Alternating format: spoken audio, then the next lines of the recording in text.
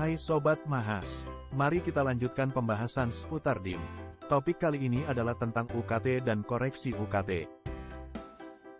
Yes, golongan UKT ku sudah muncul. Aku perlu lakukan koreksi lagi atau tidak ya? Pertama-tama, akan Budi jelaskan dulu apa itu koreksi UKT. Koreksi UKT dimaksudkan untuk memperbaiki beberapa data yang error atau salah pada masa pengisian DIM awal. Ada beberapa kasus yang dijadikan prioritas. Apa saja sih itu? Yang pertama adalah soal tanggungan keluarga. Jika Sobat Mahas tidak menginput jumlah tanggungan dengan benar, maka sistem akan merespon dengan menghapus data tanggungan salah tersebut. Misalnya, tanggungan anak keluarga kalian ada dua. A dan B. Anak A adalah Sobat Mahas yang akan masuk ITERA. Dan B adalah adik atau kakak dari anak A. Sobat Mahas ternyata salah memasukkan nama A dan nama B ke dalam data tanggungan. Pada saat perhitungan, karena data ini salah dan terhapus, maka tanggungan yang dihitung adalah 0. Tentu ini akan merugikan diri sendiri. Jadi berhati-hati ya. Gimana data tanggungan Sobat Mahas sekalian? Sudah aman ya? Yang kedua adalah tentang penghasilan yang akan digunakan untuk membayar biaya kuliah. Bagian penghasilan ini akan Budi bagi lagi ya, karena ada banyak kasus terkait penghasilan ini. Orang tua terkena PHK. Misalnya, saat mengisi DIM awal, orang tuamu masih bekerja dengan gaji 10 juta. Dan pada saat UKT keluar, orang tua secara dadakan terkena PHK. Kamu bisa lakukan koreksi UKT, tentunya dengan beberapa syarat ya. Hal ini juga berlaku apabila ada orang tua atau penanggung jawab yang meninggal dunia. Kamu bisa lakukan koreksi UKT juga. Tapi Sobat Mahas sekalian jangan sampai mengatakan seperti ini. Gaji ayahku hanya 6 juta sebulan, kenapa UKT ku 6.500.000? Ini adalah sebuah pertanyaan yang tidak logis sebenarnya. Mengapa pertanyaan ini menjadi tidak logis? Jawabannya begini. Biaya UKT dibayarkan tiap 1 semester atau 6 bulan sekali sebesar Rp6.500.000, sedangkan gaji itu didapatkan sebesar 6 juta untuk 1 bulan sekali. Jika gaji dikalikan dengan 6 maka hasilnya adalah Rp36 juta. Masih masuk akal bukan? Untuk UKT 6.500.000.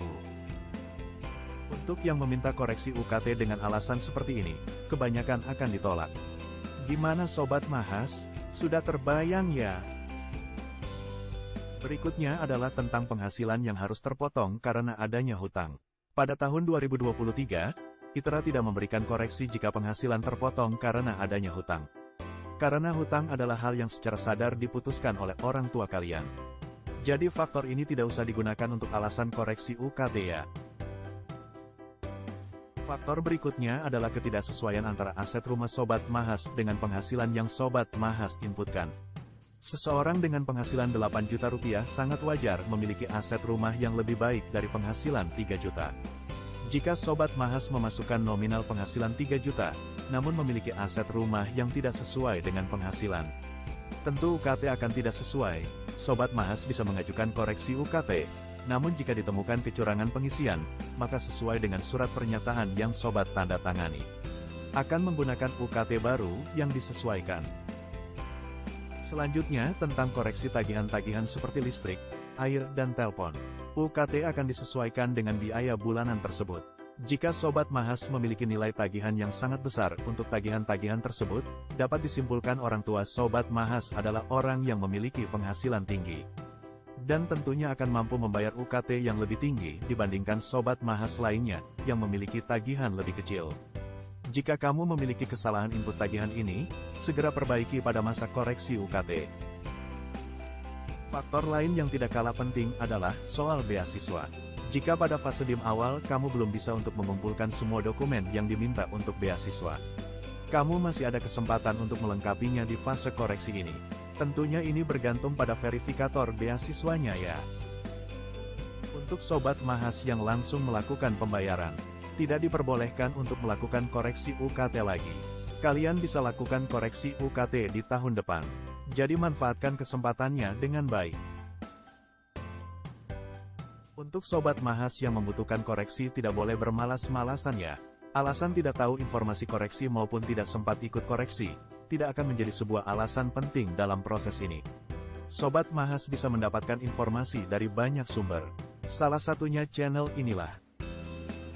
Jika secara kebetulan, Sobat Mahas komen tentang koreksi UKT di Instagram PMB dan menyertakan identitasnya serta Budi baca, mungkin Budi akan membalas beberapa komen tersebut. Jadi Sobat Mahas bisa lebih cepat tahu apa kekurangannya. Atau jika Sobat komen di YouTube, Budi juga akan balas kok. Hal penting yang perlu kalian ingat adalah, proses koreksi UKT yang harusnya kalian bisa lakukan di masa PMB ini, jangan ditunda. Kira-kira begitu penjelasan tentang koreksi UKT-nya. Jika kalian masih memiliki pertanyaan tentang hal ini, tulis saja di kolom komentar.